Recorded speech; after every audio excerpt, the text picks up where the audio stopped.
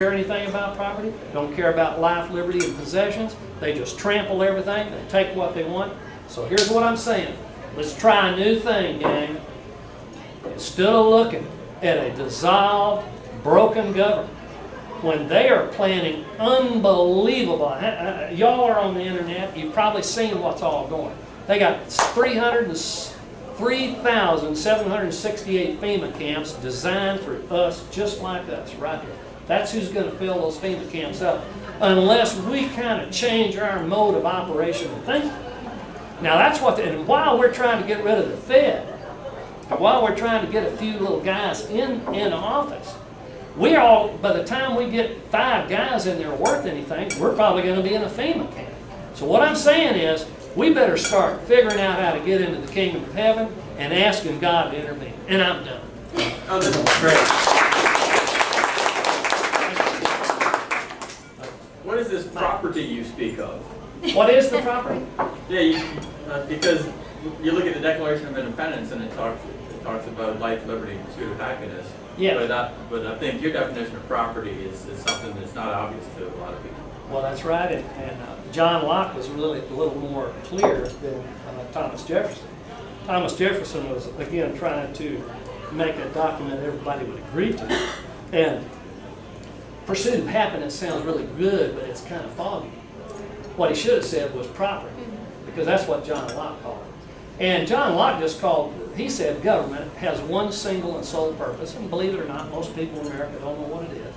Sole purpose of government is to protect the property of every individual. End of story. It has no other purpose whatsoever. So what is the property? It's got 3 types: life, liberty, and possessions, or estate. And property taxes, see, we're talking about socialism today. Oh, Obama's bringing socialism. Gang, we've had socialism for 100 years. We've been living in the midst of socialism. And Obama, just because we got this black dude now, socialism is right. Come on, gang, it ain't that. We've been doing that socialism thing. Property taxes. You know they didn't have it in America in 1776? Hey, guess what? They didn't have it in Europe in 1776. That's why John Locke didn't even talk about it. There wasn't property tax. Why? Because if John Locke advocated land taxes. Land tax. You know what a land tax is? Yes, I do. It's a lot different from a property tax. Yes, it is. Land tax is a tax on the income made from the land. If you raised corn and sold corn, they would take a percentage of the sale of that corn. But that's different. That's a sales tax. There's also a value-added tax. Okay. Yeah, there was that. And let me tell you, that's at least better than a property tax. Guess what? If you had property and didn't make a single dime on it, you didn't rent it to anybody, nobody rented your, and you certainly couldn't get it on your house, you didn't owe anything. You flat did. So what it meant was, even the monarchs of Europe realized property. If you own property, even the monarch couldn't get it, the tax guy couldn't get it, nobody could get it. Well, what do we own today? Let me tell you today, you own nothing.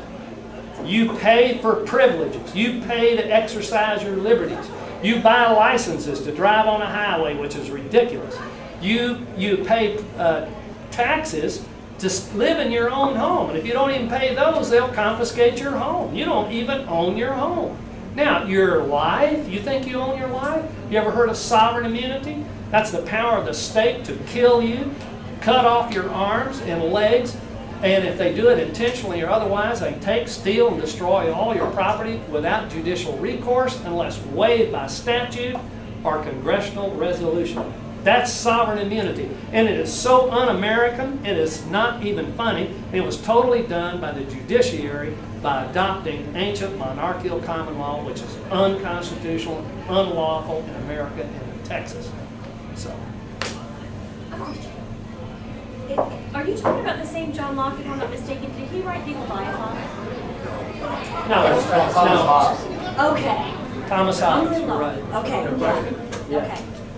Your question? Or? He's better than Thomas. Is he? Thomas, Okay. Thomas is cool. Let me tell you something about Thomas, though. Okay. He knew the kingdom of heaven was established. Correct. We'll give that to him. Yes. Yeah, I did. Yeah. Any other questions? First of all, I want to say I think that Rush Judy knows that about the Dominion principle. But secondly, are you familiar with the Indicia Contras Tyrannos, the book that was written by the French Huguenot under a pseudonym of Junius Brutus during the religious wars in Europe, that basically laid out an argument that was legal on the basis of God's law of when to resist a tyrant. What's it called? Indicia Contras Tyrannos. I do not, I'm not familiar with that, but I would say that Reverend Samuel Rutherford and John Locke did the It very was the same most thing. influential book. Yeah. It was more influential than Thomas Paine Yeah. in the colonies Yeah. Before the Revolution. Yeah. I would like to turn this over now to Deanna Newberg.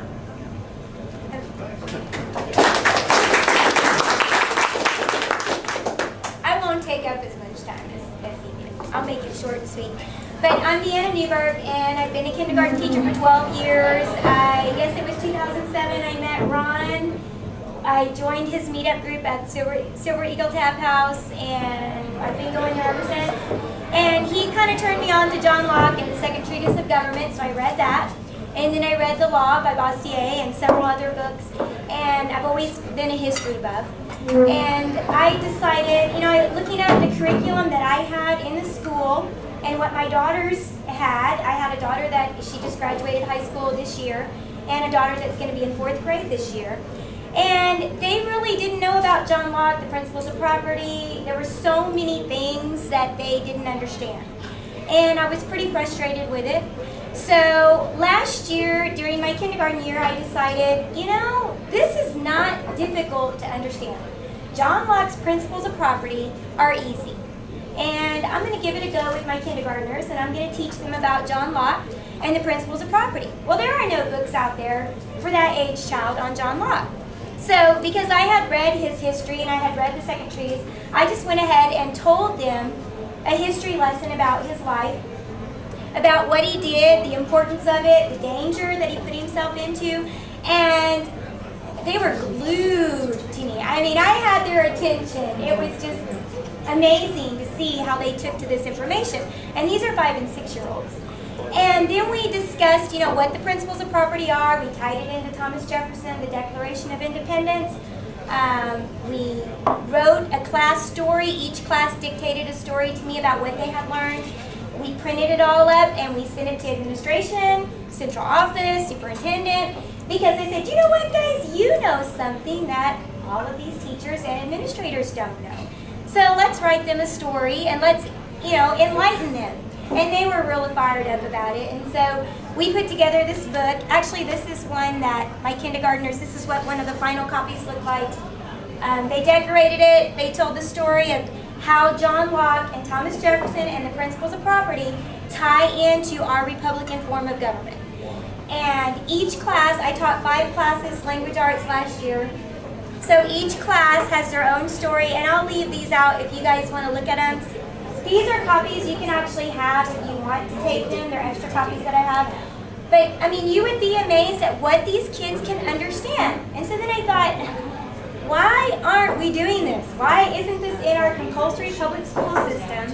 Why isn't it in the curriculum? We can start this from kindergarten and build upon it every year, build upon these principles. When they graduate high school, they know John Locke, Thomas Jefferson, James Madison, John Adams. They know our country inside and out, and they can recognize when our government is strong.